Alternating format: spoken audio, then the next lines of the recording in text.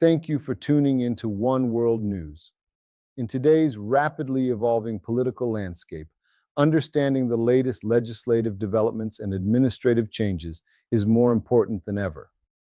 This blog post dives into key topics making headlines, the implications of the SAVE Act, recent funding updates for the Department of Human Services, and the ongoing discussions surrounding term limits during Trump's administration. Whether you're a policy enthusiast or simply want to stay informed, One World News brings you clear, insightful analysis to help you navigate these critical issues shaping our nation's future. Understanding the positive impact of the SAVE Voting ID Act, what it means for voters. In today's evolving political landscape, protecting the integrity and accessibility of voting is more important than ever. The SAVE Voting ID Act has emerged as a significant piece of legislation aimed at balancing election security with voter inclusion. Understanding its provisions and the positive impact it promises can empower voters to engage more confidently in the democratic process. In this blog post, we will explore what the SAVE Voting ID Act entails, how it benefits voters across the nation, and why it represents a crucial step toward ensuring that every eligible citizen can exercise their right to vote with ease and security. Here is the overview of the SAVE Voting ID Act. The SAVE Voting ID Act is a significant piece of legislation designed to strengthen the integrity of the voting process while ensuring that every eligible voter has the opportunity to cast their ballot with confidence. At its core, the Act establishes clear and uniform requirements for voter identification across states, aiming to reduce instances of voter fraud and enhance public trust in election outcomes. Unlike previous measures that often spark debate over accessibility, the SAVE Voting ID Act balances security with inclusivity by providing multiple forms of acceptable identification and offering assistance to voters who may face challenges in obtaining them. This thoughtful approach helps to safeguard the democratic process without disenfranchising citizens, making it easier for legitimate voters to participate fully in elections. Overall, the Act represents a positive step toward creating a more secure, transparent, and accessible voting system for all Americans. 2. Now let's discuss the key provisions and protections for voters. The SAVE Voting ID Act introduces several key provisions designed to strengthen voter protections and ensure a smoother, more secure voting process for all eligible citizens. One of the central features of the Act is the expansion of acceptable forms of identification, recognizing a wider variety of IDs beyond traditional government-issued photo IDs. This inclusivity helps reduce barriers for voters who may not possess standard identification, such as seniors, students, or marginalized communities. Additionally, the Act mandates that states provide free voter identification cards, eliminating cost as a potential obstacle to voting. Another important provision is the implementation of standardized training programs for election officials, ensuring they are well equipped to assist voters and handle identification verification consistently and fairly. The Act also includes measures to enhance transparency and accountability by requiring states to report on voter ID policies and any related challenges. Collectively, these protections work to uphold voters' rights, promote equitable access to the ballot box, and foster greater confidence in the integrity of the electoral process. Now let's talk about how the Act enhances voting accessibility. The SAVE Voting ID Act represents a significant step forward in making voting more accessible for all eligible voters. One of the key ways the Act enhances voting accessibility is by broadening the types of identification accepted at polling places. This means that voters who may not possess traditional government-issued photo IDs, such as driver's licenses or passports, can still verify their identity using alternative documents like student IDs, utility bills, or even digital forms of identification. Additionally, the Act provides funding and resources to states to improve voter education and outreach programs, ensuring that individuals understand the identification requirements well before Election Day. By simplifying ID requirements and supporting voter assistance initiatives, the Act helps remove unnecessary barriers, making it easier for elderly voters, low-income individuals, and marginalized communities to participate fully in the democratic process. Ultimately, the Save Voting ID Act fosters a more inclusive and equitable voting environment, reinforcing the fundamental right to vote for every citizen. Now, let's discuss how this bill can strengthen election security without disenfranchisement. One of the key benefits of the Save Voting ID Act is its balanced approach to strengthening election security without disenfranchising eligible voters. The Act implements robust verification measures designed to protect the integrity of the voting process, such as secure voter identification protocols, improved database accuracy, and enhanced protections against fraud. At the same time, it prioritizes accessibility by ensuring that obtaining a valid voter ID is straightforward, affordable, and inclusive of all eligible citizens. By providing multiple convenient options for ID acquisition, including provisions for those without traditional documentation, the Act prevents unnecessary barriers that have historically excluded marginalized groups from participating in elections. This thoughtful approach helps build public confidence in election outcomes while safeguarding the fundamental right to vote, making democracy stronger and more resilient for everyone. Now, let's talk about the positive impact on voter confidence and participation. One of the most significant positive impacts of the Save Voting ID Act is the boost it provides to voter confidence and participation. By establishing clear and consistent identification requirements, the Act helps to reassure voters that the electoral process is secure and trustworthy. When voters feel confident that their votes will be counted accurately and that safeguards are in place to prevent fraud, they are more likely to engage in the democratic process. This increased trust can lead to higher voter turnout as citizens feel their participation truly matters and that the system respects their rights. Moreover, the Act's provisions often include measures to make obtaining valid identification easier and more accessible, reducing barriers that might otherwise discourage eligible voters from casting their ballots. In this way, the Save Voting ID Act not only protects the integrity of elections, but also fosters a more inclusive and participatory democracy. Here's what voters need to know to benefit from the Act. To fully benefit from the Save Voting ID Act, voters need to understand the key provisions and how they can take advantage of them. First and foremost, the Act aims to simplify the voter identification process, making it easier for eligible voters to prove their identity without unnecessary obstacles. Voters should familiarize themselves with the types of acceptable IDs under the Act, which often include a broader range of documents beyond traditional government-issued photo IDs. This means that individuals who may have previously faced challenges due to lack of certain identification can now participate more easily in elections. Additionally, the Act often includes provisions for free or low-cost ID issuance, so voters should check with their local election offices about how to obtain or update their IDs at little to no expense. It is also important for voters to stay informed about any deadlines or registration requirements introduced as part of the Act to ensure they are fully prepared on Election Day. By understanding these aspects and utilizing the resources provided, voters can confidently exercise their right to vote while benefiting from the protections and conveniences established by the Save Voting ID Act. In the ongoing debate surrounding the SAVE Act, a few senators have stood firmly in opposition, citing concerns that resonate deeply within their constituencies. Among these dissenters, Senator Mark Reynolds has expressed apprehension about potential economic repercussions, arguing that the legislation could impose undue burdens on small businesses and stifle innovation. Meanwhile, Senator Linda Hayes has highlighted issues related to personal freedoms, cautioning that certain provisions within the Act may infringe upon individual rights.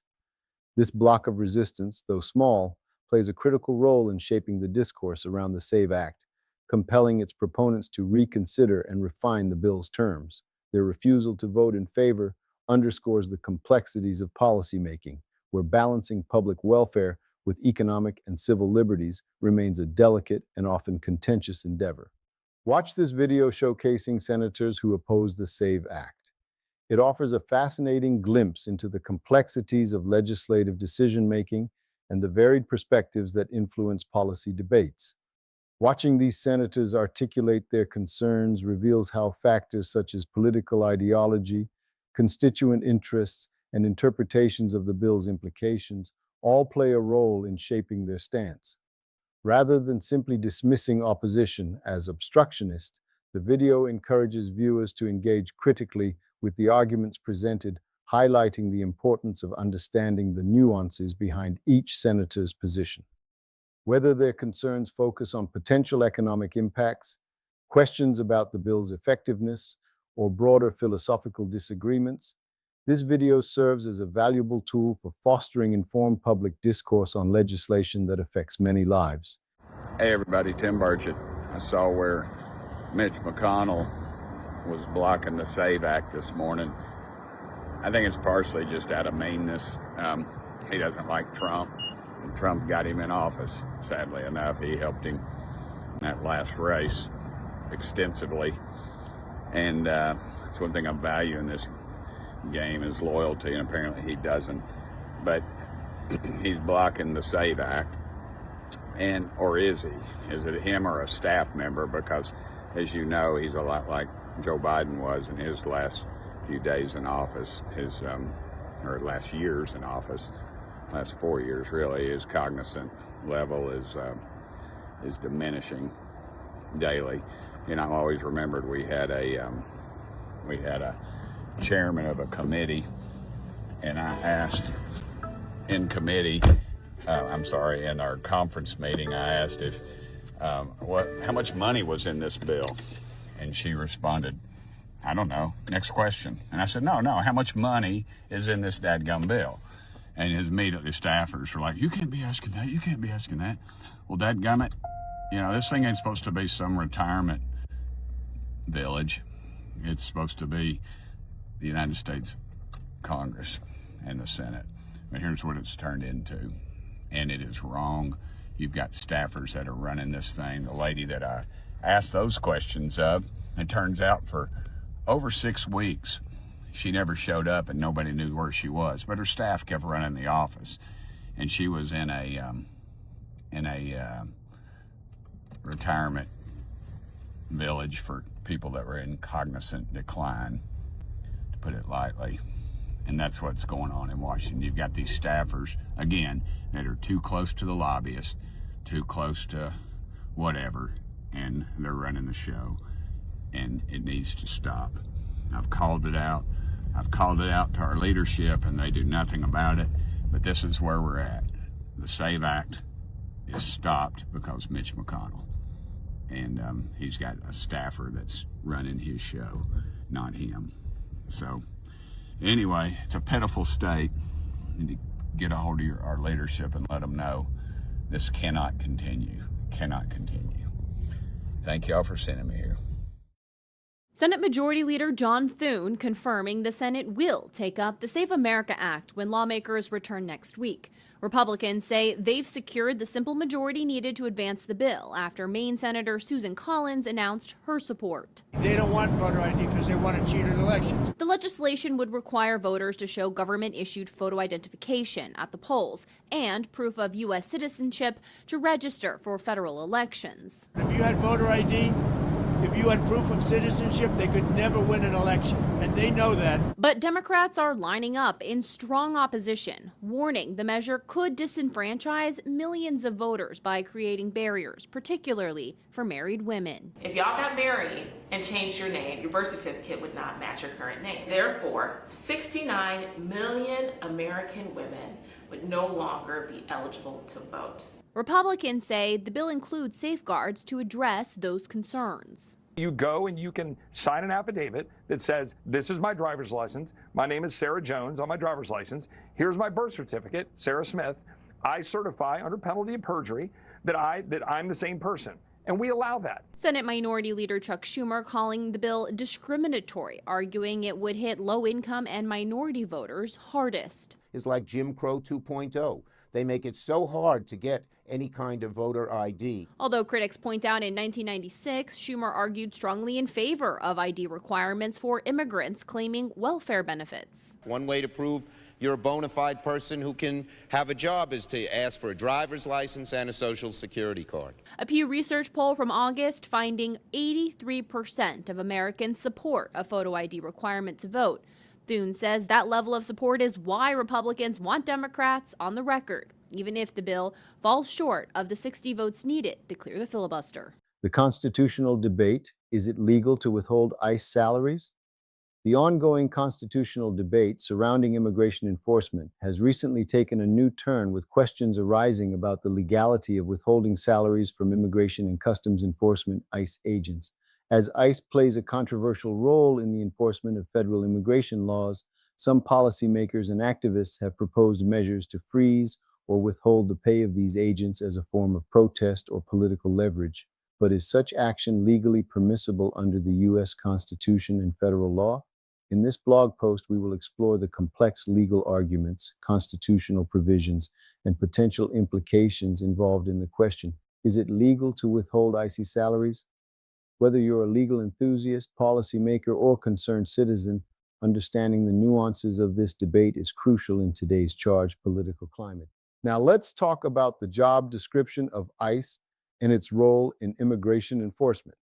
The U.S. Immigration and Customs Enforcement (ICE) agency plays a pivotal role in the enforcement of immigration laws within the United States. Established in 2003 as part of the Department of Homeland Security, ICE is tasked with identifying, apprehending, and removing individuals who are in the country unlawfully, as well as investigating transnational criminal activities such as human trafficking and immigration fraud.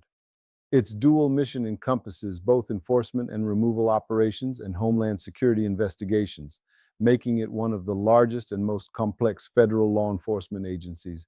Understanding ICE's function is crucial when engaging in discussions about the legal and constitutional implications of actions such as withholding salaries from its employees, as these measures directly impact the agency's ability to carry out its responsibilities effectively. Let's discuss the framework governing federal employee salaries. Federal employee salaries, including those of Immigration and Customs Enforcement (ICE) officers, are governed by a comprehensive legal and administrative framework designed to ensure transparency, fairness, and consistency across government agencies. At the core of this framework is the United States Code (USC), which outlines statutory provisions regarding compensation, pay scales, and the conditions under which federal employees receive their wages. The Office of Personnel Management (OPM) plays a critical role in administering and overseeing federal pay systems. It establishes pay grades, sets salary ranges, and enforces regulations that agencies must follow. Additionally, the Anti-Deficiency Act prohibits federal agencies from obligating or expending federal funds in excess of amounts available in appropriations or funds, which can impact salary disbursements during government shutdowns or funding lapses. Labor laws and federal employment contracts further protect employees' rights to timely and full payment for their services. Any action to withhold salaries, including those of ICE employees, must comply with these statutes and regulations, or it risks violating federal law. Understanding this framework is essential when debating the legality of withholding ICE salaries, as it provides the legal boundaries and protections that govern federal compensation practices. Constitutional provisions relevant to withholding salaries. When it comes to the legality of withholding salaries, especially for government employees such as those working with Immigration and Customs Enforcement (ICE), several constitutional provisions come into play. Most notably, the right to receive compensation for services rendered is generally protected under both federal and state constitutions, which often include clauses guaranteeing the payment of public officers and employees. One key provision is the Due Process Clause of the Fifth and 14th Amendments, which protects individuals from being deprived of life, liberty, or property without due process of law. Since salaries are considered a form of property, withholding pay without proper legal procedure could be challenged as a violation of due process rights. This means that any decision to withhold salaries must be supported by clear, lawful grounds and follow established procedures, such as formal investigations or disciplinary hearings. Additionally, many state constitutions and statutes explicitly prohibit the arbitrary withholding of salaries. For example, some jurisdictions mandate that public employees must receive their agreed-upon compensation unless they have been duly suspended or terminated following legal protocols. This is to ensure that employees are not unfairly deprived of their earnings, which could otherwise lead to financial hardship.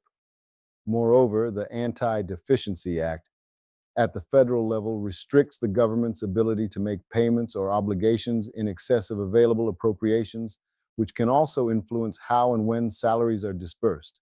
However, this act generally does not authorize the withholding of salaries without clear legislative or executive authorization. In summary, constitutional safeguards emphasize that withholding ICE employees' salaries must be legally justified, procedurally fair, and compliant with applicable laws. Any action to withhold wages without adhering to these principles risks constitutional challenges and potential remedies for affected employees.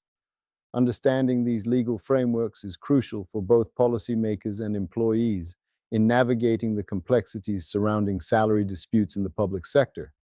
Here are the legal precedents and cases on salary withholding. The question of whether it is legal to withhold salaries, particularly in the context of government employees like those working for Immigration and Customs Enforcement, ICE, has been the subject of several legal debates and court rulings. Historically, courts have examined salary withholding through the lens of employment contracts, labor laws, and constitutional protections. One key precedent is the principle that government employees are entitled to due process before any adverse actions, including salary withholding, can be enacted.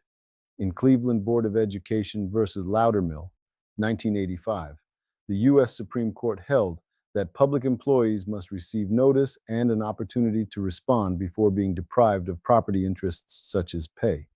This case established that salary withholding without due process could violate the 14th Amendment. Additionally, several federal and state cases have addressed the withholding of pay in situations involving investigations, disciplinary actions, or government shutdowns. For example, in cases where pay was withheld as a punitive measure without proper procedures, courts have often ruled in favor of the employee, emphasizing the need for clear justification and procedural fairness.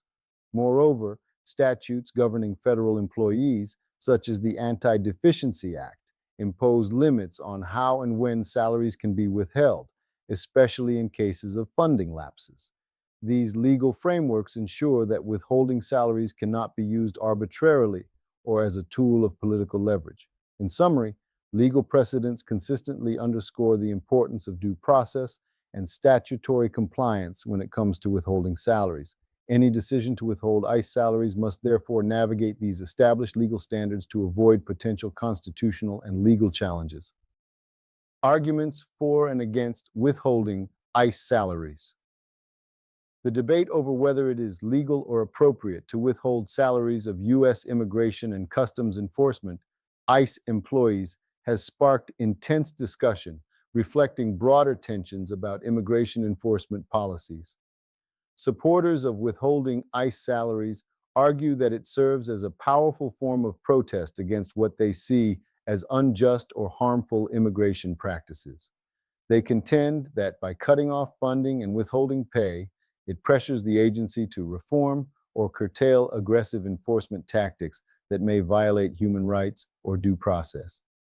Advocates also point to the potential misuse of taxpayer dollars for policies that lack public support, suggesting that withholding salaries is a way to redirect funds toward more community-centered priorities. On the other hand, opponents caution that withholding salaries from federal employees, including ICE agents, raises serious legal and ethical concerns.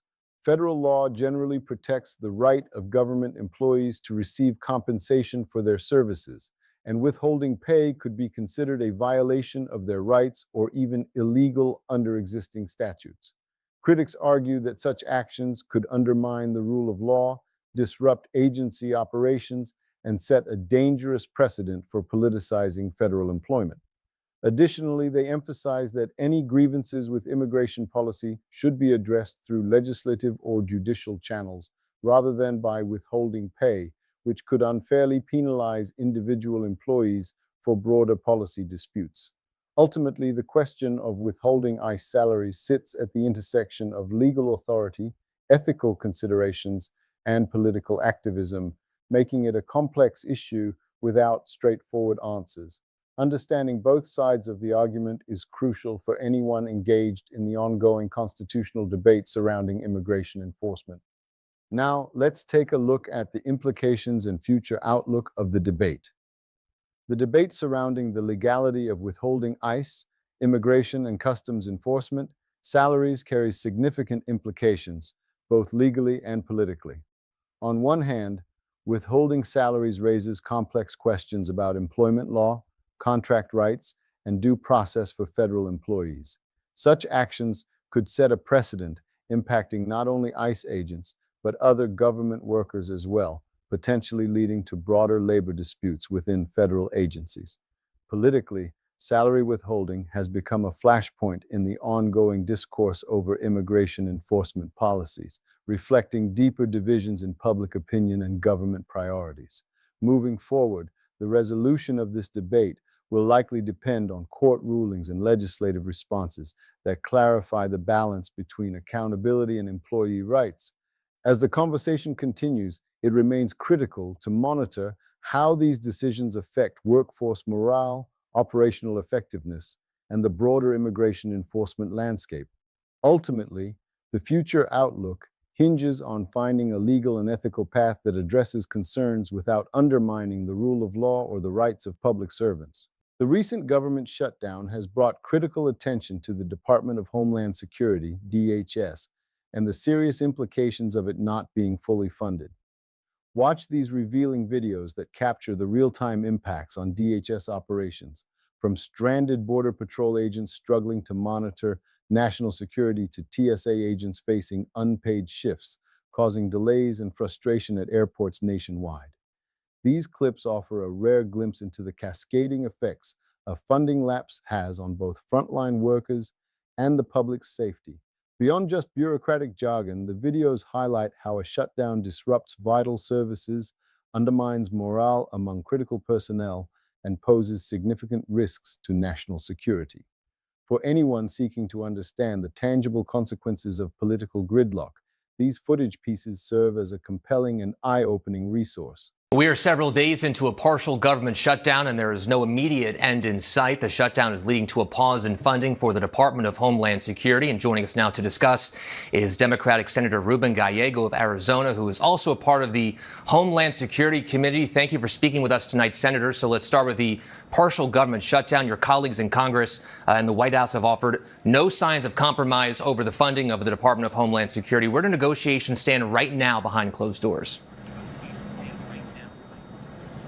Look, behind closed doors, I think we're just not at the point where we have any type of compromise. What we're asking is what the American people are asking for. We want professional law enforcement.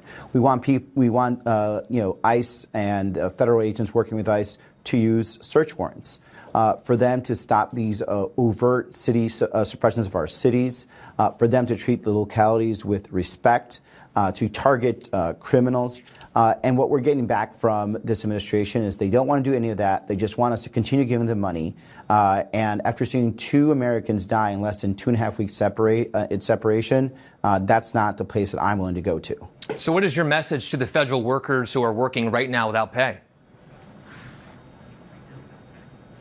Well, look, we know for a fact that ICE, Border Patrol, and other agencies within DHS have enough money for them to continue their operations. They have enough money, as a matter of fact, more than the United States Marine Corps.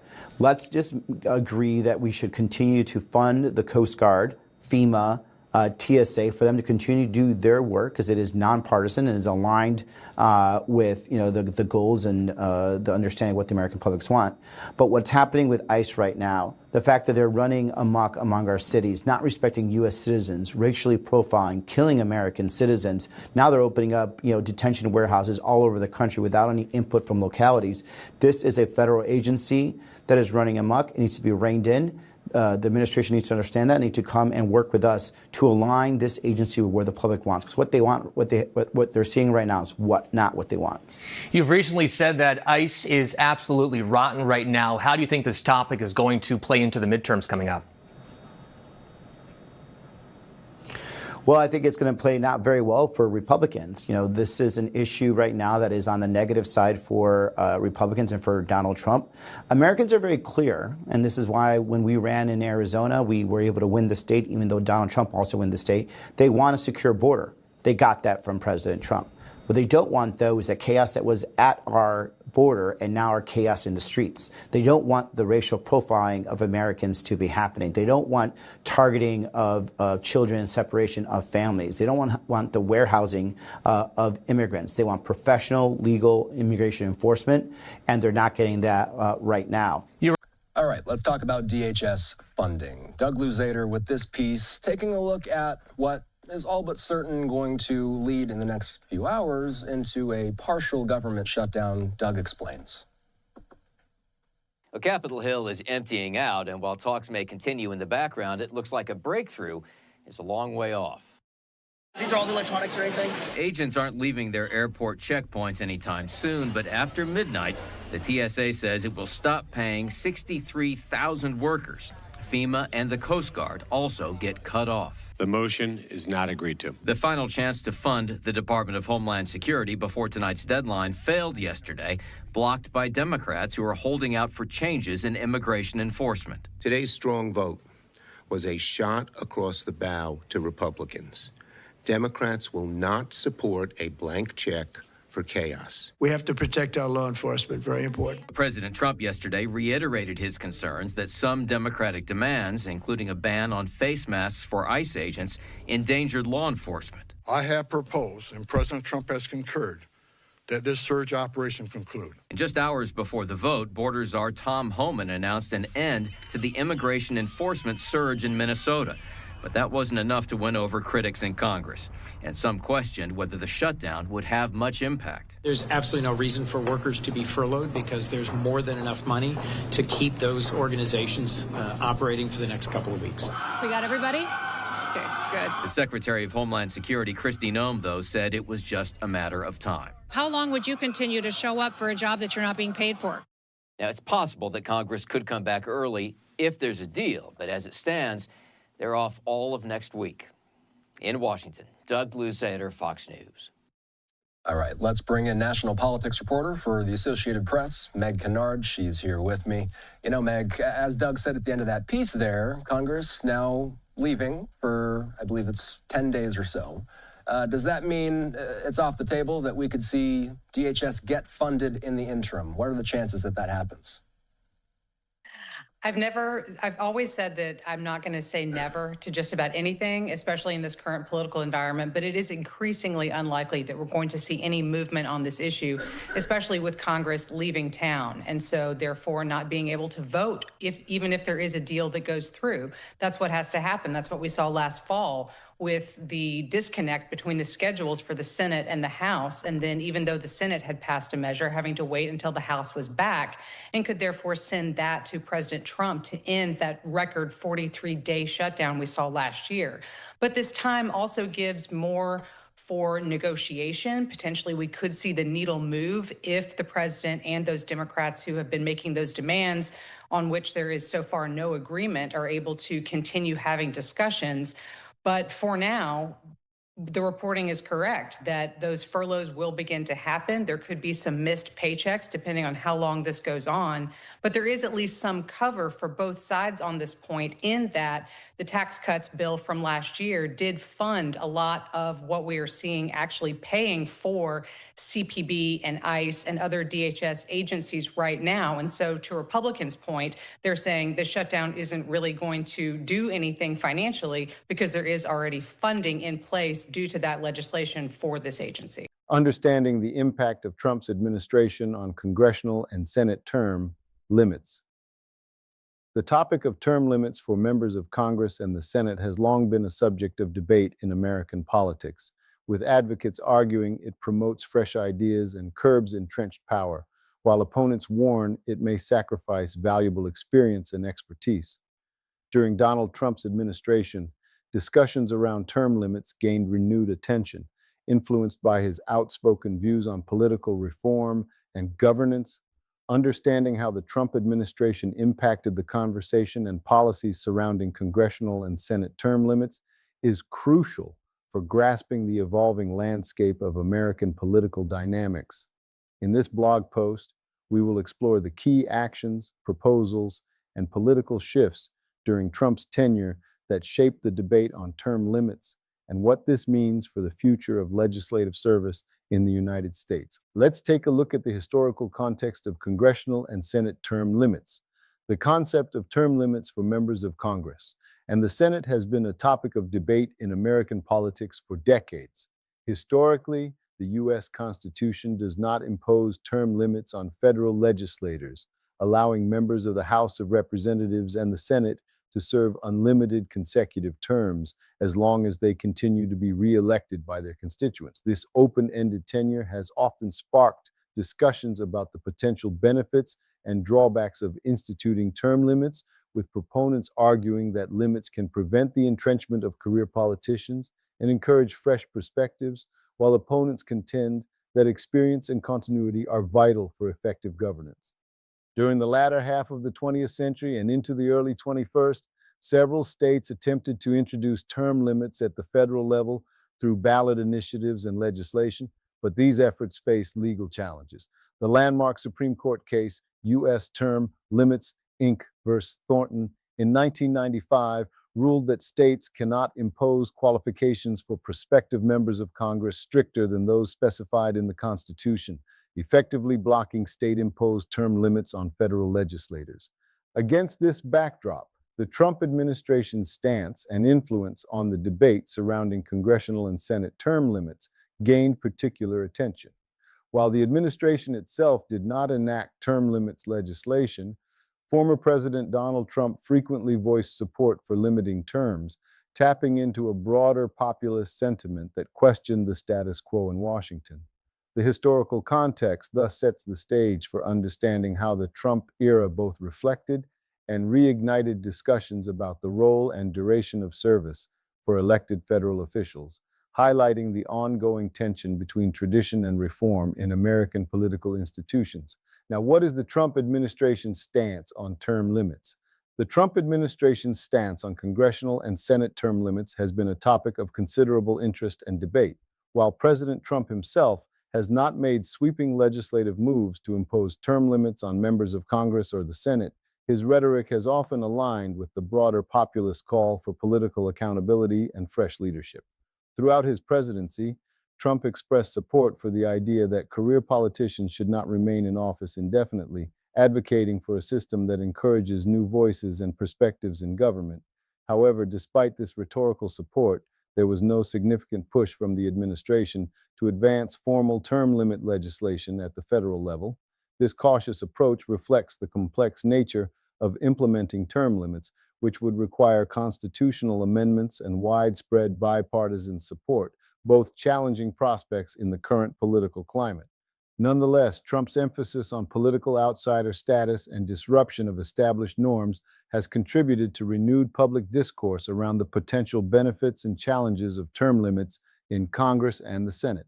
Here are the key proposals and legislative efforts during Trump's tenure. During Donald Trump's tenure as president, discussions surrounding term limits for members of Congress and the Senate gained renewed attention, although significant legislative progress remained limited. Several key proposals emerged that aimed to impose stricter limits on how long elected officials could serve, reflecting a broader push among certain lawmakers and advocacy groups to reduce career politicians' influence and promote political accountability. Notably, some Republican members aligned with Trump's America First agenda voiced support for constitutional amendments that would cap the number of terms representatives and senators could hold, arguing this would encourage fresh perspectives and curb entrenched political power. Despite these discussions, efforts to advance binding legislation or constitutional amendments faced considerable hurdles in Congress, where term limits have historically encountered resistance. Nonetheless, Trump's administration helped elevate the conversation around legislative and Senate term limits, inspiring grassroots campaigns and sparking debates that continue to shape the dialogue on political reform today. Now, let's discuss the political shifts in public opinion influenced by Trump. The Trump administration brought significant political shifts that deeply influenced public opinion on a variety of issues. including the ongoing debate over congressional and Senate term limits. During his tenure, President Trump's unconventional approach to governance and outspoken style energized a substantial portion of the electorate while simultaneously polarizing many others. This division sparked renewed discussions about the effectiveness and accountability of long-serving legislators. Supporters of term limits often pointed to Trump's outsider status as a model for shaking up entrenched political systems, arguing that rotating leadership through term limits could prevent career politicians from becoming disconnected from their constituents. Conversely, opponents cautioned that such restrictions might undermine experienced lawmakers' ability to navigate complex policy challenges. Overall, the Trump era intensified public engagement with the concept of term limits, placing it more prominently on the political agenda and prompting lawmakers and voters alike to reconsider how best to balance experience with fresh perspectives in Congress and the Senate. 5. Here's the impact on future term limit debates and policies. The Trump administration has undeniably influenced the ongoing conversations surrounding congressional and Senate term limits, shaping how future debates and policies may unfold. Throughout his tenure, former President Trump often emphasized the need for political accountability and fresh leadership, themes that resonate strongly with proponents of term limits. His outspoken criticism of career politicians and calls for systemic reform have energized grassroots movements advocating for stricter term limits. This heightened attention has, in turn, pressured lawmakers to reconsider existing policies and sparked renewed discussions at both state and federal levels. Moreover, the administration's approach to governance brought to light the challenges and complexities of legislative turnover, influencing public perception and legislative priorities. While no sweeping federal term limit legislation was enacted during Trump's time in office, the increased visibility of the issue has led several states to revisit their own term limit rules and explore ballot initiatives aimed at imposing stricter constraints. As a result, future debates on term limits are likely to be more vigorous, informed by the political climate shaped by the Trump era's emphasis on reform and outsider perspectives. In essence, the Trump administration's legacy on term limit discussions serves as a catalyst, encouraging policymakers and voters alike to critically assess the balance between experience and fresh representation in Congress. This impact will continue to reverberate in legislative agendas, shaping the contours of term limit policies for years to come. In conclusion, what lies ahead for congressional and Senate term limits? As we look ahead, the future of congressional and Senate term limits remains a complex and evolving issue shaped in part by the legacy of the Trump administration. While no significant federal term limit reforms were enacted during his tenure, the administration's approach to governance and its influence on party dynamics have reignited conversations about the need for greater accountability and fresh leadership in Congress. Moving forward, the debate is likely to intensify as advocates from both sides of the aisle push for changes that could redefine the balance of experience and renewal within the legislative branch.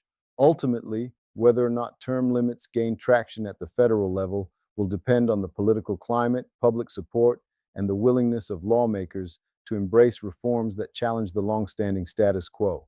What lies ahead is an ongoing dialogue, a testament to the enduring importance of how our democracy balances continuity with the demand for change. During Donald Trump's administration, the conversation around term limits for congressional members gained renewed attention as part of a broader push for political reform and anti-establishment sentiment.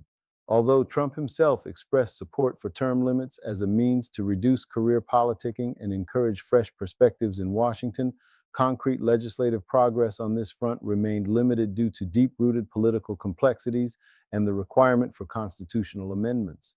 Advocates argued that instituting term limits could break the hold of entrenched incumbents, reduce corruption, and promote more responsive governance, while opponents cautioned that such limits might undermine experienced leadership and shift power towards unelected bureaucrats. Nonetheless, the debate underscored a growing public frustration with perceived congressional gridlock and sparked ongoing discussions about how to balance institutional knowledge with the need for dynamic, accountable representation in the U.S. government.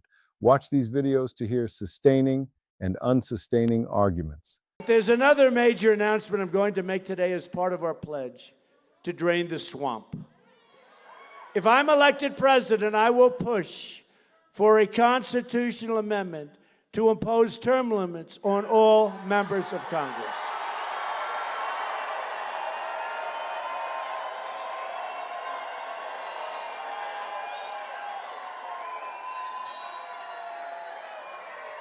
Right? They've been talking about that for years. Decades of failure in Washington and decades of special interest dealing must and will come to an end. And remember, by the time this ends, I will have spent over $100 million on my campaign. Hillary spent nothing. She gets all her money from the special interests and donors. And my interest is you. My interest is you. As the president-elect, Donald Trump has repeated his pledge to shake up Washington. And a big lead part of that includes a proposed constitutional amendment that would impose term limits on all members of Congress. Bloomberg's Kevin Whitelaw has more on how that might play out on Capitol Hill. Donald Trump talked a lot about draining the swamp during his presidential campaign, and one of the elements of that proposal was to impose term limits on Congress. This would include, he said, 6-year limits on House members, that'd be 3 terms, and 12-year limits on senators, which would mean 2 terms. This will be a lot harder to actually implement, though, and it's actually not something he's talked about as much, or if at all, since he actually won the election. The last time Congress actually looked at term limits was back in 1995. This was after the Supreme Court said it is not constitutional to impose term limits on members of Congress.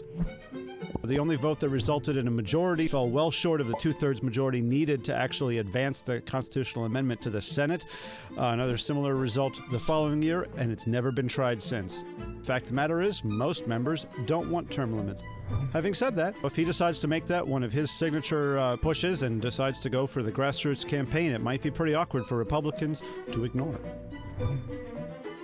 There is a real warning, though, for people who watch government closely. They say you have to be very careful about imposing something like term limits. What you actually could end up doing is increasing the power, not decreasing the power of lobbyists. That's because members who are in office for less time tend to need to rely more on the help of outsiders, usually paid lobbyists, as opposed to people who've been in Congress a long time and have developed some serious expertise of their own.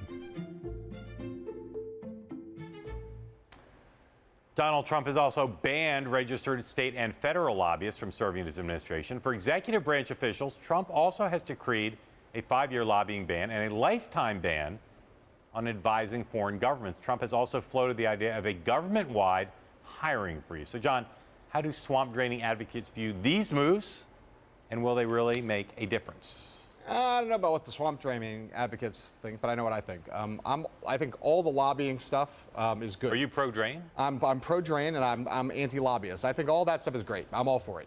I think the term limits idea is bad and wrong and unconstitutional. I don't think it'll get anywhere, and I don't think it's the right thing to do. If it's a constitutional amendment, it won't be unconstitutional. Well, yes, I think it's bad for democracy. I'm for. There's a perfectly good. You don't think term limits have worked in the states? We have term limits. They work out really well. They have the battle box every time. People can go in and just vote those people out. We should fix campaign finance reform. There's other things to do there, but I'm not for it. I don't think it'll pass. I think it's interesting. You know, people say that Trump is, the Trump skeptics. I often ask them, like, why is he doing these things? Is it pure symbolism, or does he believe it? Because, of course, Trump has been an employer of lobbyists for decades. Yeah, sure. And has used lobbyists very effectively. So it's going to be interesting to see the Obama White House and the Clinton White House both had some limits on lobbyists, and they allowed there to be exceptions. Yes, many. And then they granted exceptions. So it'll be interesting to see if Trump starts to have exceptions to these things, because you do lose people. Yes. Lobbying is protected by the First Amendment. I'm all for it, but that's not. That doesn't mean you have to let them work in government. But it's going to be interesting to see if they really enforce this vigorously. people thought Trump would have trouble recruiting people into government. Right. And he really hasn't. I mean, obviously some people have said no, but he's gotten, Dina Powell, who we both know, an incredibly respected former Bush administration official. Maybe the best hire he's made. Worked in Goldman Sachs. She went in. Tillerson, leaving Exxon, going in. Mattis. He's gotten some really good people to go into to agree to work in his government. And I think that these kind of restrictions sometimes deter that.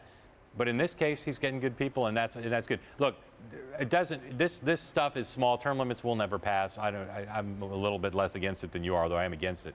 But I think that the evidence will be pretty quick in coming. By the end of the first year, we'll be able to look around Washington and say, has this stuff actually made a difference in having government move?